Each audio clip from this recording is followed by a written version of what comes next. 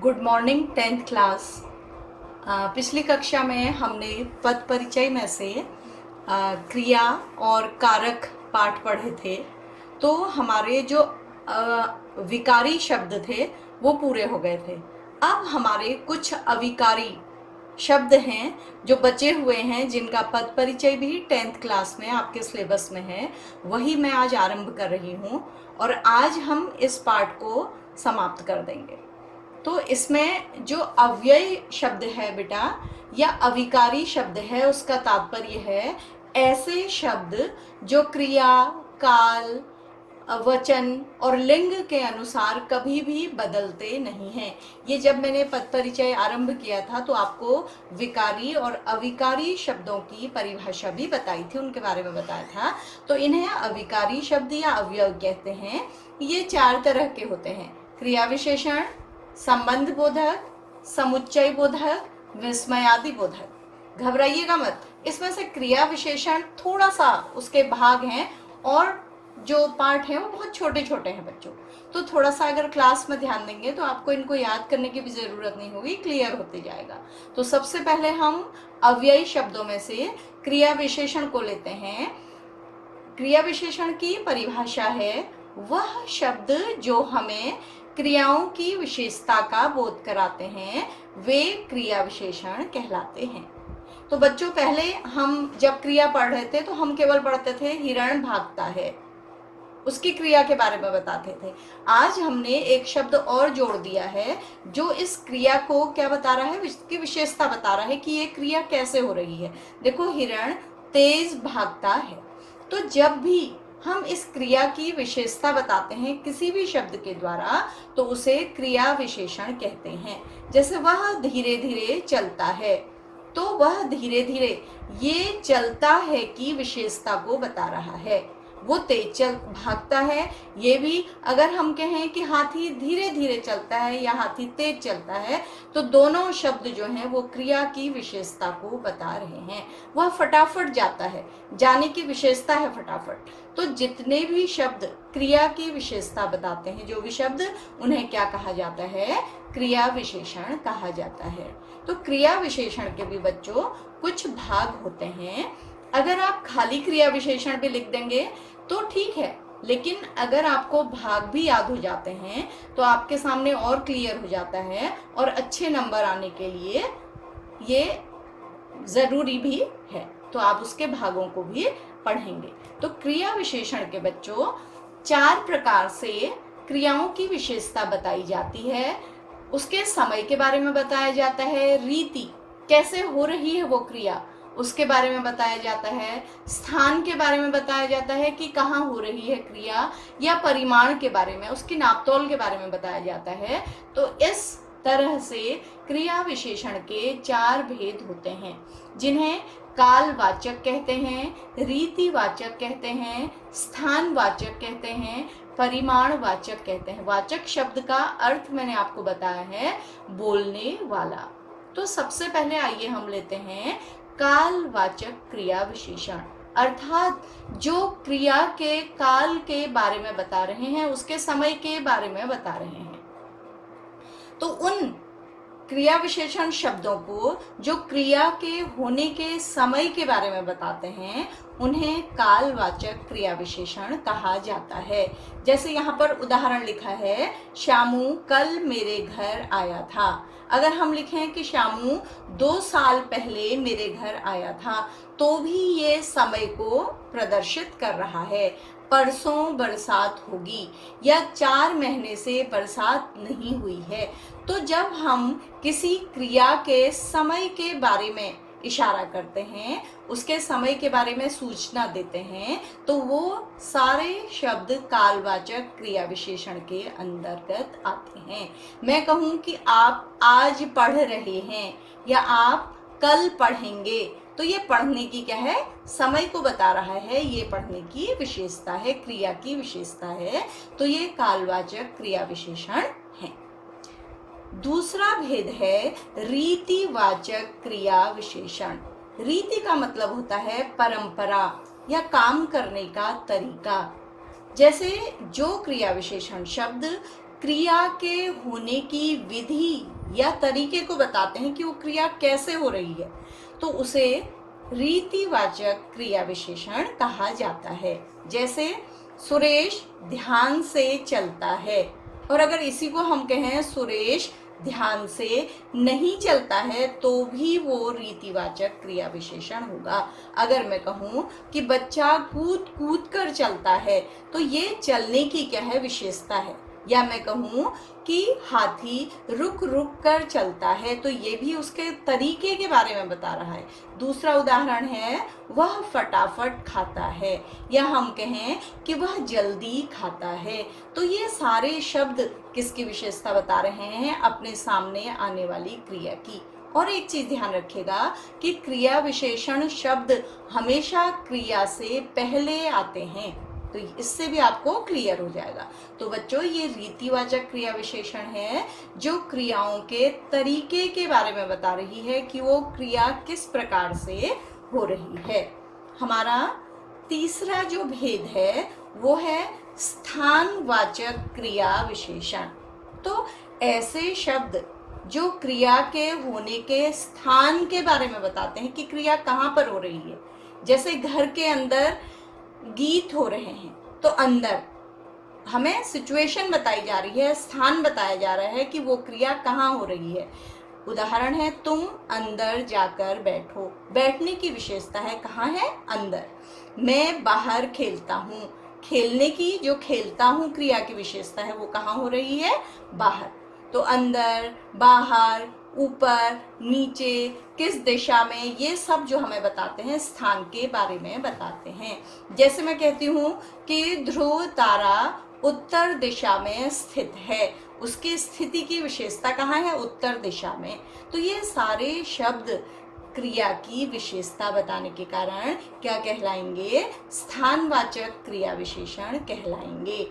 जैसे छत के ऊपर नृत्य हो रहा है, नृत्य कहाँ हो रहा है, छत के ऊपर। तो किसको बताया जा रहा है, क्रिया के होने के स्थान को। तो ये सारे उदाहरण जो मैंने आपको बताए वो स्थानवाचक क्रिया विशेषण के उदाहरण हैं। ठीक है, अब आपको चौथा जो भाग है वो है परिमाणवाचक क्रिया विशेषण। आपने परिमाण शब्द पहले भी पढ़ा है, विशेषण जब समझाया गया होगा आपको तब आपने परिमाण के बारे में जाना होगा, जिसका मतलब होता है नापतोल या संख्या। तो ऐसे क्रिया विशेषण शब्द जिनसे हमें क्रिया के परिमाण, संख्या या मात्रा का, क्वांटिटी का पता लगता है, वे शब्द परिमाणवाचक क्रिया विशेषण कहलाते हैं। जैसे तुम थोड़ा अधिक खाओ, तो थोड़ा अधिक खाने की क्या बता रहा है, मात्रा। वह कम खाता है, खाता है क्रिया है, और कम उसकी क्या है बच्चों, विशेषता। वह गंदे कपड़े पहनता है, पहनने की विशेषता क्या है, गंदे। तो ये सब जो है वो क्रिया की विशेषता बताने के कारण ये सारे शब्द क्या बता रहे हैं, क्रिया की विशेषता बता रहे हैं। अमृत 10 किलोमीटर दौड़ता है, दौड़ने की विशेषता क्या है, 10 किलोमीटर। तो क्या बता रहा है, संख्या के बारे में, परिमाण के बारे में। तो ये सारे शब्द जितने भी हैं वो परिमाणवाचक क्रिया विशेषण हैं। फिर से याद करिए कि क्रिया विशेषण शब्द आपको कहाँ मिलेंगे, क्रिया से पहले मिलेंगे, जो क्रिया की विशेषता बता रहे होंगे, और इनके 4 भाग हैं। अब आपको जो पद परिचय करना है वो कैसे करना है, आपको कैसे दिया रहेगा। जैसे होगा कि तुम अंदर जाकर बैठो या तुम बाहर खेलो, तो बाहर का पद परिचय आपको दिया जाएगा। तो बच्चों, आपको मैंने बाद में भी आपके लिए पूरा लिखा है कि क्रिया विशेषण में पद परिचय कैसे किया जाता है, मैं यहाँ पर भी बता रही हूँ। जैसे बाहर होगा तो आपको यहाँ पर बाहर अलग से लिखना होगा, डैश लगाना होगा, फिर लिखना होगा अव्यय शब्द, कॉमा, क्रिया विशेषण, ठीक है, और फिर लिखना होगा स्थानवाचक क्रिया विशेषण, और फिर लिखना होगा खेलता हूँ क्रिया की विशेषता बताने वाला शब्द। तो ये 4 चीजें आपको मेंशन करनी होंगी।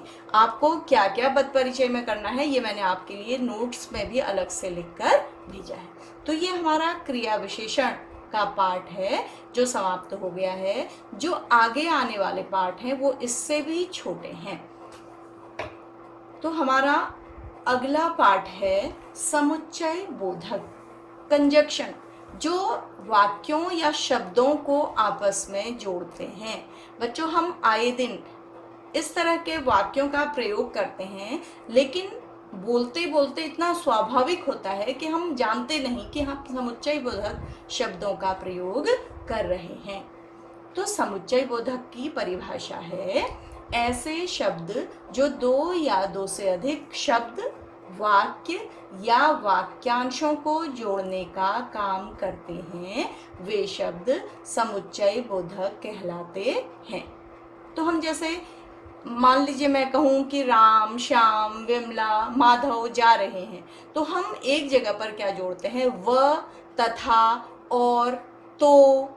इसलिए जो ये शब्द हैं ये वाक्यों को जोड़ते हैं या दो शब्दों को आपस में वाक्य में जोड़ते हैं, तो इन्हें समुच्चय बोधक कहा जाता है। समुच्चय बोधक का अपने शब्द में भी अर्थ है सम माने साथ, उच्चय बोलने वाले का, बोधक ज्ञान कराते हैं। मतलब एक साथ शब्दों को बोलने के लिए जो शब्द प्रयोग किए जाते हैं उन्हें क्या कहा जाता है? समुच्चय बोधक कहा जाता है। ये भी अव्यय हैं, अविकारी हैं। जैसे मैं कहूँ कि सीता और गीता जा रहे हैं, तो और स्त्रीलिंग में भी उसी तरह प्रयोग होता है। अगर मैं कहूँ कि सोहन और मोहन जा रहे हैं, तो और कभी बदलता नहीं है। समुच्चय बोधक कभी वचन में भी नहीं बदलता, लिंग में भी नहीं बदलता, काल में भी नहीं बदलता है।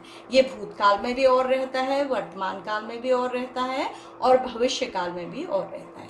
तो इस तरह के शब्द बहुत सारे हैं। जैसे किंतु, मैं जा रहा था किंतु तुम आ गए। दो वाक्यों को किसने जोड़ा बच्चों? किंतु ने। फिर परंतु, इसलिए। आप सबके वाक्य बनाइएगा अपने आप। बल्कि, बारिश हो रही थी इसलिए मैं घर नहीं जा सका। ठीक है।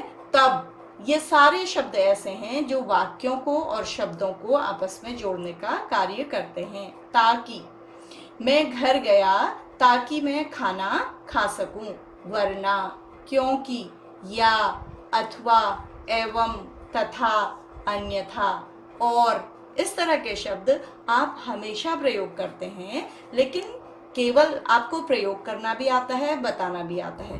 केवल ये नहीं आता कि इन्हें समुच्चय बोधक शब्द कहते हैं या योजक शब्द भी कहते हैं।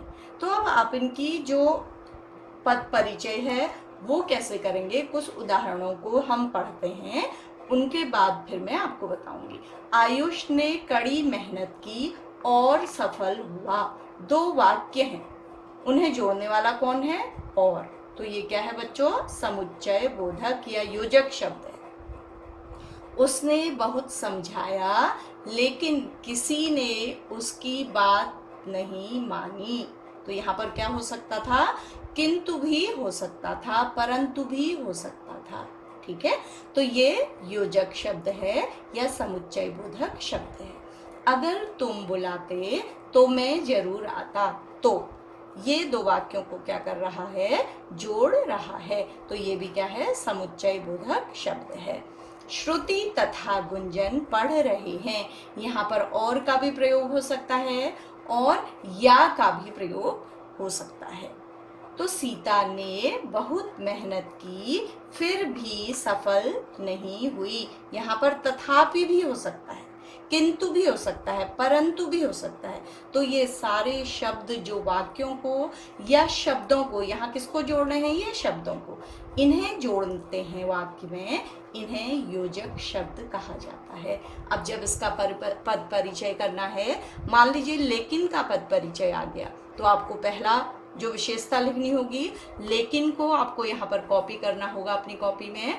फिर लिखना होगा अव्यय शब्द, फिर लिखना होगा समुच्चय बोधक, फिर लिखना होगा दो वाक्यों को जोड़ने का कार्य। लेकिन अगर तथा का आएगा तो आप लिखेंगे दो शब्दों को जोड़ने का कार्य। तो ये भी आपको बताना होगा बच्चों। तो आपको समुच्चय बोधक समझ में आया।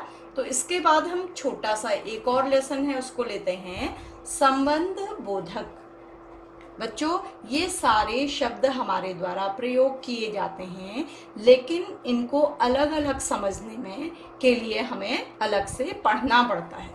तो जो शब्द वाक्य में किसी संज्ञा या सर्वनाम के साथ आकर, ये शब्द संबंध बोधक किसके बाद आते हैं, संज्ञा या सर्वनाम के ठीक बाद आते हैं, और वाक्य के दूसरे संज्ञा या सर्वनाम से उनका संबंध बताते हैं या जोड़ते हैं, तो उन्हें संबंध बोधक कहा जाता है। अव्यय मतलब अविकारी शब्द, संबंध बोधक। इसी में सारी परिभाषा है जो संबंध को बताते हैं। अभी हमने पढ़ा था समुच्चय बोधक, दो वाक्यों या दो शब्दों को जोड़ने वाला।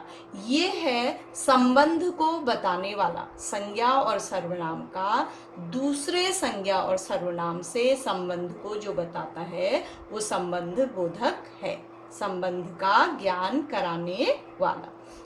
इन में जो शब्द आते हैं वो दूर, घर से दूर शहर, घर के पास तालाब, घर के अंदर कुर्सी।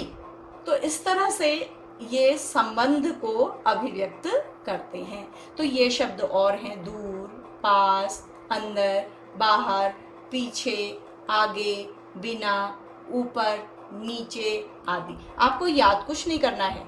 आपको इतना पढ़ने के पश्चात जब आप वाक्य पढ़ेंगे तो आपको स्वयं ही समझ में आ जाएगा कि ये संबंध बोधक है। इसे हम उदाहरण के द्वारा भी देखते हैं। देखिए, वृक्ष के ऊपर पक्षी बैठे हैं, के ऊपर। तो ये वृक्ष और पक्षी के बीच में क्या स्थापित कर रहा है बच्चों, संबंध। अगर ये होता वृक्ष के नीचे तो हमारा संबंध क्या हो जाता, बदल जाता, लेकिन तब भी ये वृक्ष और पक्षी के बीच क्या स्थापित करता, संबंध। ठीक है। तो धन के बिना कोई काम नहीं होता, धन और काम के बीच में के बिना क्या जोड़ रहा है, संबंध जोड़ रहा है। मकान के पीछे गली है, तो मकान भी आपका संज्ञा है और गली भी संज्ञा है। अगर हम कहते कि मकान के सामने गली है तो भी संबंध बोधक होता, क्योंकि ये मकान और गली का क्या बता रहा है, संबंध बता रहा है। तो इस तरह से बच्चों यहाँ पर इसको समझाया गया है कि वृक्ष के ऊपर, प्रथम वाक्य में ऊपर शब्द वृक्ष और पक्षी के संबंध को दर्शाता है। इसी तरह से यहाँ भी मैंने आपको बता दिया है कि धन और काम के बीच संबंध दर्शा रहा है, मकान और गली के बीच संबंध दर्शा रहा है। अब सर्वनाम के बीच संबंध कैसे होता है, मकान के भीतर वह गया, मकान संज्ञा है और वह क्या है, सर्वनाम है। तो मकान के भीतर क्या हो गया, संबंध बोधक हो गया, जो मकान और वह का संबंध जोड़ रहा है। तो इसको अगर हम पद परिचय करना हो बच्चों, हम कैसे करेंगे, तो हमें दिया जाएगा के ऊपर। तो हम के ऊपर को पहले अलग से लिख लेंगे, मैंने आपको पहले भी बताया है। जिसका पद परिचय करना हो उस शब्द को आप अलग से लिखेंगे, फिर डैश करेंगे, फिर लिखेंगे अव्यय शब्द, फिर लिखेंगे संबंध बोधक, फिर लिखेंगे वृक्ष और पक्षी के बीच में संबंध स्थापित करने वाला शब्द। तो इसमें ज़्यादा नहीं लिखना होता। जो अव्यय होते हैं उनके पद परिचय में केवल 3 या कहीं कहीं पर 4 विशेषताएं आती हैं। संज्ञा और सर्वनाम में आपने देखा था कि हमें 5-5 विशेषताएं लिखनी पड़ती हैं। ये जो संबंध बोधक, विस्मयादि बोधक का पद परिचय बहुत छोटा सा होता है। तो बच्चों हमारी एक विशेषता और बच गई है, उसे भी पढ़िए। ये भी आपने हमेशा पढ़ा है, इसके बारे में आप जानते हैं, लेकिन हो सकता है कि हिंदी में ये नाम आपके लिए थोड़ा सा नया हो। विस्मयादि बोधक, आश्चर्य प्रकट करने वाला। विस्मयादि बोधक बच्चों आपने पिछले साल वाक्यों के प्रकार में पढ़ा होगा। विस्मय प्रकट करने वाले वाक्य, हाँ, जो वाक्य 8 प्रकार के आपने पढ़े हैं उसमें विस्मयादि बोधक वाक्य होते थे, तो बिल्कुल उन्हीं का पद परिचय है ये। जो शब्द, मनुष्य के मन में बहुत सारे भाव होते हैं बच्चों, उन भावों को प्रकट करने के लिए हम अलग अलग शब्दों का प्रयोग करते हैं। तो जैसे हर्ष को प्रकट करने के लिए शब्द अलग निकलते हैं हमारे मुंह से, शोक को प्रकट करने के लिए एकदम से हमारे मुंह से अलग शब्द निकलते हैं, आश्चर्य को प्रकट करने के लिए खेद, घृणा, इन भावों को प्रकट करने के लिए वाक्य में जिन शब्दों का प्रयोग किया जाता है उन्हें विस्मयादि बोधक शब्द कहा जाता है, यानी कि आश्चर्य को दर्शाने वाले शब्द कहा जाता है। जैसे वाह, मान लीजिए हम ताजमहल को देखेंगे तो अचानक हमारे मुंह से निकलेगा वाह या आहा, है ना। और कोई बहुत दुर्घटना हो गई तो हमारे मुंह से निकलेगा हाय, या हमें दर्द हो गया तो हाय। और कोई बच्चा अच्छा काम करता है या कोई भी अच्छा काम करता है हम कहते हैं शाबाश। हाँ, हाँ, ओह, कोई दुख की बात हो, अरे, आश्चर्य की बात हो, धन्य, किसी को हमें प्रेज करना हो, जैसे अपने सैनिकों के लिए कहना हो धन्य है हमारे सैनिक, आहा, बहुत सुंदर उपवन कोई हमें दिख रहा है तो हम कहेंगे आहा। छी, घृणा प्रकट करने के लिए, हट, किसी के प्रति नफरत प्रकट करने के लिए, काश, अपनी इच्छा प्रकट करने के लिए इन शब्दों को हमारे मुंह से, ये शब्द हम सोच समझ के नहीं बोलते, अचानक निकल जाते हैं, तो इन्हीं को विस्मयादि बोधक शब्द कहते हैं। मतलब जब किसी भाव के जगने से अचानक हमारे मन में आश्चर्य उत्पन्न होता है तो वो जिन शब्दों के द्वारा उस आश्चर्य को हम प्रकट करते हैं उन्हें विस्मयादि बोधक शब्द कहते हैं।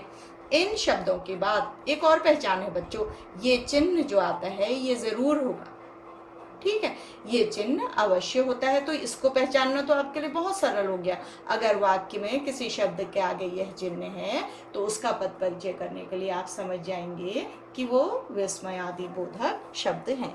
जैसे कुछ उदाहरण हैं, धन्य भारत देश, काश मैं भी सैनिक होता, शाबाश तुमने कठिन काम कर दिया।